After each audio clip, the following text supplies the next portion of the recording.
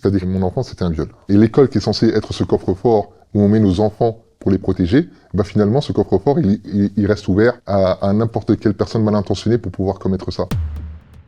C'était la rentrée scolaire, on était très contents surtout les enfants étaient très contents de reprendre l'école et ma femme reçoit un appel de la CASP. C'est le service municipal qui gère tout l'ensemble du périscolaire. Au téléphone, la responsable de la CASP, elle nous indique qu'un signalement a été fait des parents d'élèves comme quoi leur enfant avait vu le nôtre avec un animateur le sexalaire. Et nous, on a été avertis que 2 semaines après. 2 semaines dans lesquelles on a toujours continué à ramener notre enfant et à qui on a demandé aux animateurs comment ça quand on l'a récupéré, comment ça se passait, est-ce qu'elle a passé une bonne journée. Après avoir échangé avec la directrice de la CASP, ma femme a eu un échange avec notre enfant. Et puis, c'est là où notre enfant a commencé à raconter, en mimant des gestes à connotation sexuelle. Et du coup, la manière dont on a décrit les choses, on l'a cru immédiatement parce qu'elle n'aurait pas pu l'inventer. Ça a été tellement décrit dans les détails que ce genre de propos ne peuvent pas être imaginés, pas si tôt, elle a que 3 ans. Et c'est là où là, pour le coup, on s'est effondré. C'est-à-dire que mon enfant, c'était un viol. J'ai demandé à avoir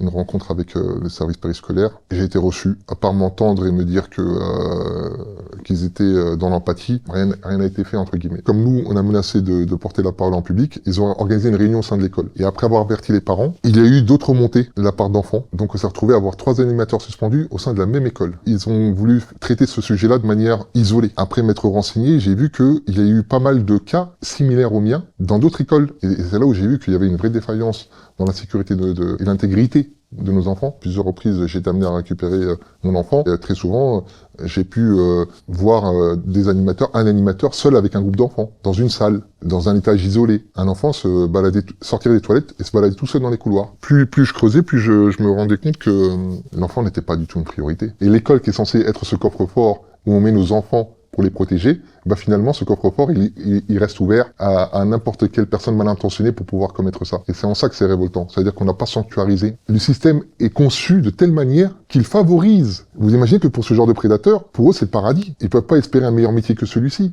d'être confrontés directement à leur proie. Il n'y a aucun parent qui est prêt. Le monde s'écoule devant nous, on se sent perdu, on se dit qu'est-ce qu'elle va devenir ?